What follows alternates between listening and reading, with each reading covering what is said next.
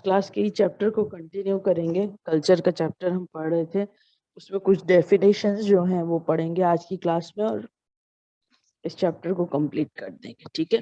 अच्छा, last class में हमने कल्चर की डेफिनेशन पढ़ी, 3 कंपोनेंट्स ऑफ कल्चर पढ़े और उसके अलावा जो है वो सब कल्चर के बारे में पढ़ा, कल्चरल शॉक के बारे में पढ़ा। ठीक है, ये कॉन्सेप्ट्स क्लियर हो गए। अच्छा, आज जो है वो पढ़ेंगे कल्चरल चेंज। कल्चरल चेंज क्या है? एक नॉर्मल चेंज है जो वक्त गुजरने के साथ साथ लोगों के अंदर आता है। वो कैसे आता है? सोसाइटी में चेंज उस वक्त आता है जब आपके कल्चर में जो कंपोनेंट्स हमने पढ़े थे उन कंपोनेंट्स के अंदर वेरिएशन आती है। आपकी लैंग्वेज किसी और लैंग्वेज के साथ इमर्ज होती है। जैसे इसकी एग्जांपल के साथ बात करेंगे।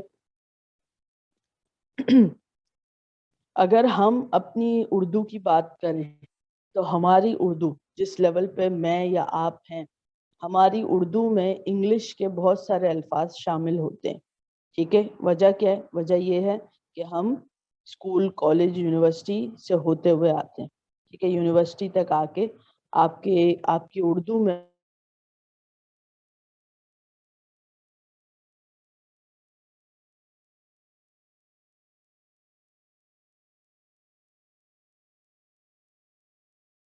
हैं। कभी आप देखें आपके आसपास के लोग जो स्कूल कॉलेज कभी भी नहीं गए, उनके अल्फाज भी इसी तरीके से चेंज होना शुरू हो जाएंगे, सोच बदलना शुरू होगी। कैसे शुरू हुई? क्योंकि आप किसी सोशल इंस्टीट्यूट की तरफ गए, वहां पे आप 40 लोगों से मिले, 40 लोगों से आपने बात की, उनकी सोच को आपने अपने अंदर एब्जॉर्ब किया, अपनी सोच, अपनी पर्सनैलिटी को वहां पे पोर्ट्रे किया और फिर इस तरीके से ये एक पूरा कल्चरल और सोशल चेंज जो है वो आपके सामने आ गया। ना सिर्फ लैंग्वेज के हिसाब से बल्कि और बहुत सारी चीजें हैं, बहुत सारे फोकवेज हैं, बहुत सारे मोड्स ऐसे हैं, बहुत सारी वैल्यूज ऐसी हैं जो वक्त के साथ साथ चेंज होती हैं। पॉजिटिव भी होती हैं, नेगेटिव भी होती हैं। कुछ पॉजिटिव बातें एक स्पेसिफिक सोसाइटी के लिए पॉजिटिव हैं तो किसी के लिए नेगेटिव। ठीक है, तो बेसिकली चेंज, कल्चरल चेंज आपकी सोसाइटी में या कल्चर के कंपोनेंट्स में अगर कोई चेंज आ रहा है तो वो आपका कल्चरल चेंज कहलाएगा। ठीक है, यहाँ तक बात क्लियर है। अगला कॉन्सेप्ट है आपके पास cultural lag, the social situation in which a cultures values and beliefs fail to catch up with technology. अब fail to catch up with technology का मतलब क्या है? एक जमाना था जब हमारे पास टेक्नोलॉजी में चेंज आया, वॉशिंग मशीन इंट्रोड्यूस हुआ, तो वो तमाम मुस्लिम कल्चर जो बहुत ज़्यादा एक्सट्रीम की तरफ थे उन्होंने इस चीज़ से डिनाई किया। उन्होंने कहा कि ये जो है वो हमारे रिलीजन में वॉशिंग मशीन का इस्तेमाल करना सही नहीं है। क्यों सही नहीं है? कि भाई कोई हदीस या कोई ऐसी चीज़ है जो ये कहती है कि आपने कपड़े को 3 बार जो है वो पानी में खंगाल के और फिर जब आप उसे धो के सुखाते हैं तो वो कपड़ा पाक हो जाता है। अब वही काम वॉशिंग मशीन उससे कम टाइम में, उससे कम रिसोर्स में 300 बार खंगाल के निकाल रहा है। ठीक है, तो फिर आहिस्ता आहिस्ता उस पे जो है वो लोगों ने एक्सेप्टेंस इख्तियार की और एक्सेप्टेंस मिलने के बाद वो चीज़ जो है वो अडॉप्ट हो गई। अगर वो चीज़ अडॉप्ट नहीं हुई तो आज भी देखो, अगर हम अपने आप को वेस्टर्न कल्चर से थोड़ा सा कंपेयर करें तो हमारे पास आज भी मासी का सिस्टम है। मासियां आती हैं हमारे घर में, घरों में काम करती हैं। मंथली जो है वो उनको पैसे मिल रहे हैं और मंथली बेसिस पे वो काम कर रही हैं। अगर हम इसको इस तरीके से कैटेगराइज करें, चलो जिसके जो खुद से काम कर रहे हैं उनको तो हम इस बात से निकाल ही देंगे, लेकिन जिन घरों में मासियां आ रही हैं और मासियों को 5,000 6,000 दे के घरों में काम हो रहे हैं, अगर कल्चर को थोड़ा सा चेंज करें तो आपके पैसे भी बच जाएंगे, आपका टाइम भी बच जाएगा और आपको स्टैंडर्ड लेवल की सफाई मिल जाएगी। अगर हम ऑटोमेटिक मशीन का इंतजाम कर लें और उसे जो है यूज करें और खुद से अगर अपना काम करें तो हमारी पैसे भी बच रहे हैं, हमारा टाइम भी बच रहा है, हमारे पास जो नीटनेस या जो सफाई हो रही है वो भी ऑब्जेक्टिव होगी। मशीन स्टैंडर्ड लेवल पे काम करेगा। मासी का कभी तबीयत सही है, कभी तबीयत सही नहीं है, कभी मूड खराब है, कभी मूड खराब नहीं है। तो इस तरीके से चीजें वेरी करती हैं। वेस्टर्न कल्चर में लोग घरों में कपड़े नहीं धोते, बाहर जो है वो मशीन्स लगे हुए होते हैं, वो पैसे देके वो धुलवाते हैं। ठीक है, घरों से बाहर ये काम होता है। تو مزید جو ہے وہ کلچرل چینج آ چکا ہے. اسی طریقے سے یہ میں نے ایک چھوٹی سی اگزامپل دی ہے. ہمارے آج بھی گھروں میں آٹومیٹک مشین بہت کم, اگر 10 گھر ہیں تو اس میں سے 1 یا 2 کے پاس ہوگا. اور اس کی وجہ کیا؟ اس کی وجہ یہ کہ آپریٹ کرنا نہیں آتا, بہت زیادہ ایکسپینسو ہے, یا لوگ یہ کہتے ہیں کہ چلو بھائی 10 سال سے ماسی کام کر رہی ہے تو وہ بیچاری اب ہمارے گھر کا فرد بن گئی ہے تو اب اسی سے کام کرواتے رہو. اس طرح کے الگ الگ ڈفرینٹ تھاٹس ہیں. تو کلچرل لیگ کا مطلب یہ ہے. ٹھیک ہے, بات سمجھ میں آ گئی ایگزامپل کے ساتھ. اگلے کانسیپٹ کی طرف چلتے ہیں. اچھا, اگلا کانسیپٹ ہے آپ کے پاس ایتھنوسینٹرزم. ایتھنوسینٹرزم کیا بتاتا ہے؟ ایتھنوسینٹرزم ہمیں یہ بتاتا ہے کہ اپنے کلچر کو سپیریئر سمجھنا اور دوسرے کے کلچر کو انفیریئر سمجھنا. اب یہ ایک دوسرے کے کلچر کو سپیریئر یا انفیریئر سمجھنا صرف کنٹری ٹو کنٹری نہیں ہوتا کہ آپ کسی ملک میں گئے, لوگ آپ کو دیکھیں گے اور بولیں گے اچھا بھائی ہمارا کلچر زیادہ سپیریئر ہے یا ہم جو ہے وہ زیادہ ڈیولپڈ ہیں. یہ آپ ایک دوسرے کے گھروں میں بھی جا کے کرتے ہیں. ایتھنوسینٹرزم کا جو بیسک کانسیپٹ ہے وہ کانسیپٹ آپ کو یہی بتاتا ہے کہ اکثر لوگ جو ہیں وہ ایک دوسرے کے گھروں میں بھی جا کے یہ چیز ریئلائز کرتے ہیں, یا سامنے والے کو جس کے ساتھ رہ رہے ہیں اس کے بھی یہ ریئلائز کرواتے ہیں.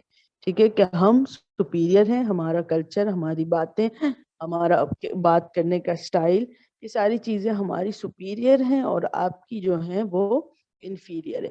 اب اگر یہ تھاٹ یا یہ فیلنگ آپ کے اندر ہے تو کہیں نہ کہیں آپ کی جو پروڈکٹیوٹی ہوگی, یا پروڈکٹیوٹی کو ہم ریلیشن شپ کے ہی کانسیپٹ میں لیں گے, یا آپ جو ڈیلیور کریں گے اس میں کہیں نہ کہیں ڈفرینس آئے گا. جیسے کہ اس کی ایگزامپل ایسے لیں گے کہ جب آپ بات چیت کرتے ہیں, دوست سے بات کر رہے ہیں, بہت قریبی کوئی پکا دوست ہے تو اس سے بات کریں گے تو آپ بڑی محبت سے بات کریں گے. لیکن جو آپ کو شخص نہیں پسند اور آپ کی مجبوری ہے اس سے بات کرنا, تو آپ کا بات کرنے کا سٹائل جو ہے وہ ڈفرینٹ ہو جائے گا. ٹھیک ہے, حالانکہ آپ بات دونوں سے کر رہے ہیں لیکن ٹون چینج ہو گئی, پچ چینج ہو گئی, وائس چینج ہو گئی, الفاظوں کا جو استعمال ہے, الفاظوں کا چناؤ ہے, اس میں کہیں نہ کہیں ڈفرینس آ گیا. تو ایتھنوسینٹرزم کہیں نہ کہیں کلچر میں ہوتا ہے. لوگ اپنے آپ کو سپیریئر سمجھتے ہیں اور دوسرے کو انفیریئر. اچھا, اگلا کانسیپٹ ہے آپ کے پاس ملٹی کلچرلزم.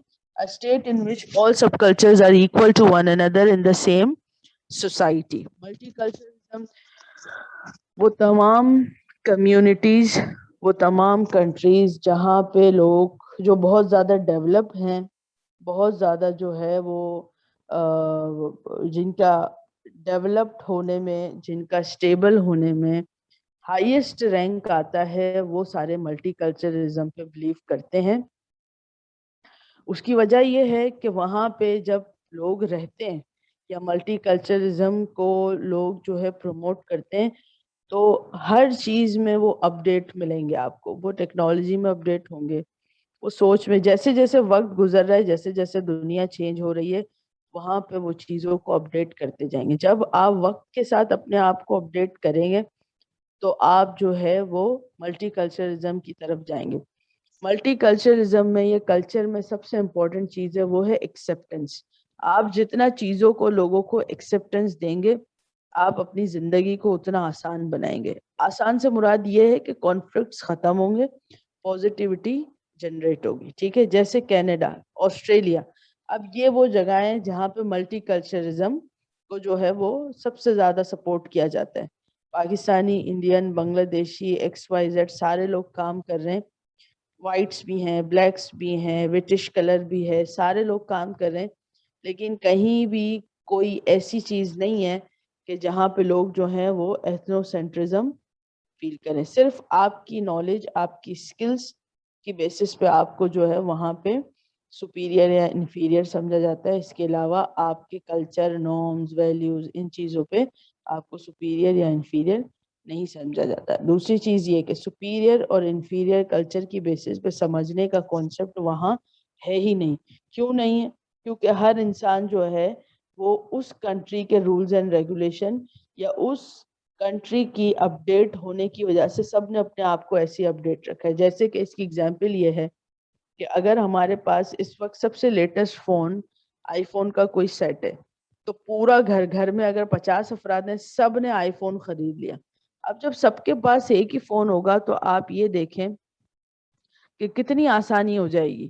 جیسے اس کی اگزامپل یہ ہے کہ گھر میں اگر کسی کے پاس مینول فون ہے نوکیا کا, کسی نے جو ہے وہ اینڈرائڈ رکھا ہوا ہے, کسی نے جو ہے وہ ایپل رکھا ہوا ہے, تو اب آپ دیکھیں کہ تینوں کے فنکشنز جو ہیں وہ ڈیفرنٹ ہیں. کبھی استعمال کریں آپ مینول فون, اگر آپ اینڈرائڈ یوز کر رہے ہیں تو آپ کو جو ہے وہ آپشنز یاد نہیں ہوتے, سیٹنگ وغیرہ یاد نہیں ہوتی ہے, لیکن گھر میں ایسے لوگ ہوتے ہیں جو استعمال کرتے ہیں جو ٹچ اسکرین نہیں استعمال کر سکتے. تو اب تینوں میں ڈفرینس آ رہا ہے, اب تینوں آپس میں انٹریکٹ کریں گے, یا کبھی آپ ایک دوسرے کو فون دے ذرا اس میں دیکھنا, آپ کو بڑا ٹائم لگے گا. لیکن سب کے پاس ایک ہی سیٹ ہو, سب ایک ہی لیول پہ چلو تو سوچ ایک جیسی ہوگی. بات سمجھ میں آ رہی ہے کہ کیا پوائنٹ جو ہے وہ ہم ملٹی کلچرزم میں ڈسکس کرنا چاہ رہے ہیں؟ ٹھیک ہے, یہاں تک کسی کا کوئی کوشچن ہے تو وہ پوچھ لیں.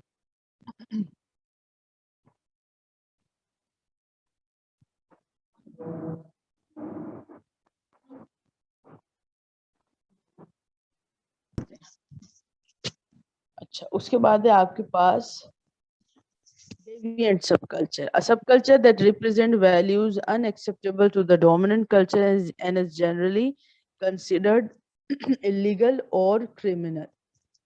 یعنی ایسا کوئی کلچر جو آپ کے سب کلچر میں موجود ہے, لیکن جس کلچر میں آپ ایبزارب ہوئے ہیں, جو آپ کا ڈومیننٹ کلچر ہے, وہاں انلیگل ہے. ٹھیک ہے, جیسے کہ Muslims are not allowed India میں اسپیشلی کہ آپ جو ہے وہ قربانی میں گائے ذبح کریں. کیوں؟ کیونکہ وہاں پہ گائے ماتا ہے, وہ پوچھتے ہیں, ان کے لیے گاڈ ہے, تو وہاں پہ اس چیز کو آپ پروموٹ نہیں کر سکتے. باقی آپ نے جو کام کرنے, جو اپنی مرضی سے کھانا پینا ہے وہ آپ کھا پی سکتے, لیکن گائے کو ذبح نہیں کر سکتے ہو, ایک ڈومیننٹ لیول پہ نہیں کر سکتے. وہاں پہ لیگل یا کرائم کر دیا آپ نے, جرم کر دیا. ٹھیک ہے, تو یہ اس طریقے سے ایک ایگزامپل ہو سکتی ہے. اس کے علاوہ جیسے آپ کے پاس کچھ ایسے بھی کنٹریز ہیں جہاں پہ اسموکنگ الاؤڈ نہیں ہے. اب اسموکنگ کچھ لوگوں کے لیے بہت نارمل ہے, ہمارے یہاں ہر گلی میں ہر جگہ آپ کو جو ہے وہ لوگ اسموکنگ کرتے ہوئے نظر آئیں گے. ٹھیک ہے, لیکن بہت ساری ایسی جگہیں ہوتی ہیں جہاں پہ یہ چیز انلیگل ہے. تو اس کا مطلب یہ ہے. اچھا, اس کے بعد کیا ہے؟ Cultural integration, the joining of various values in a coherent whole. یہ دیکھیں, cultural integration, different parts working together as a unit. اب یہ ملٹی کلچرزم کی ہی ایک تھوڑی سی ڈفرینٹ شکل ہے, اور وہ شکل ہمیں کیا بتاتی ہے؟ وہ شکل ہمیں یہ بتاتی ہے کہ آپ کے پاس جیسے کہ انسان کی باڈی ہے, باڈی کے اندر نروس سسٹم ہے, ڈائجسٹو سسٹم ہے, سرکولیٹری سسٹم ہے, ریسپائریٹری سسٹم ہے. یہ سارے سسٹمز ڈفرینٹ ہیں, لیکن ان سب کو جب جوائن کر دیا گیا تو ایک باڈی فارم ہو گئی, اور وہ باڈی مل کے ایک انسان کو چلا رہی ہے. سب اپنے حساب سے ہیں ڈفرینٹ یونٹس, لیکن ایک ساتھ مل کے کام کر رہے ہیں. ٹھیک ہے, ایک سرکیڈین ردم کو فارم کر دیا, اور اس سرکیڈین ردم نے انسان کی باڈی کو فارم کر دیا. جب باڈی کو فارم کیا تو سارے لوگ مل کے ایک ساتھ کام کرے. اب کہیں بھی اگر باڈی کے کسی بھی حصے میں آپ کو تکلیف ہوگی, جیسے سر میں درد ہے آپ کو, تو آپ کی پوری باڈی ڈسٹرب ہو جائے گی. پیٹ میں درد ہے, ڈائجسٹو پرابلم ہے, پوری باڈی ڈسٹرب ہو گئی. اسی طریقے سے آرگنائزیشن میں, اسی طریقے سے ملٹی کلچرزم میں اگر کہیں ایک جگہ کانفلکٹ آتا ہے تو پوری سوسائٹی, پورا کلچر جو ہے وہ ڈسٹرب ہو جاتا ہے. ٹھیک ہے, کہیں ریس کا, کہیں کلر کا, کہیں لینگویج کا اگر کوئی بیریئر یا کانفلکٹ آتا ہے تو وہاں پوری سوسائٹی ڈسٹرب ہو جاتی ہے. آپ دیکھیں کہ ہمارے پاس آج تک کسی حد تک تو ہو چکا ہے کہ انگلش جو ہے وہ ہر جگہ چل جاتی ہے, لیکن آج بھی ایسے بہت سارے کنٹریز موجود ہیں کہ جہاں پہ لوگ انگلش نہیں سمجھتے. جیسے سعودی عرب میں لوگ انگلش نہیں سمجھتے. آپ ان کو سر پیٹ کے بولتے ہیں, ان کی ایک بات سمجھ میں نہیں آئے گی. یعنی کہ ہم وہاں جا کے بالکل انگریز بن جائیں گے, ہماری انگلش اتنی اچھی ہے لیکن انہیں سمجھ میں نہیں آتی. اور ایسے بہت سارے کلچر، بہت سارے کنٹریز ہمارے پاس موجود ہیں. اس کی وجہ کیا؟ اس کی وجہ یہ ہے کہ لوگ ایک باڈی کی فارم میں کام نہیں کرنا چاہتے. کیوں نہیں کرنا چاہتے؟ کیونکہ ایتھنو سینٹرزم، میں سپیریئر ہوں، میں کیوں تمہاری چیز سیکھوں، تم کیوں میری چیز نہ سیکھو، میری لینگویج کو پروموٹ نہ کرو. سمجھ آ رہی ہے بات؟ تو ہم اب تک ایک لینگویج پہ متفق نہیں ہو سکے، تو کہیں نہ کہیں یہ چیزیں کسی نہ کسی کلچر میں موجود ہیں، اور یہی چیزیں امپیکٹ ڈالتی ہیں ہمارے بزنس کو، ہماری پرسنالٹی کو، ہمارے پریفرنسز کو، ہمارے لائکنس اور ڈس لائکنس کو، اور ہمارے کلچر کو فارم کرتی ہیں. بات سمجھ میں آ گئی؟ یہاں تک کلیئر ہے؟ کسی کا کوئی کوشچن ہو تو وہ بتا دے، اٹینڈنس مجھے سینڈ کر دے.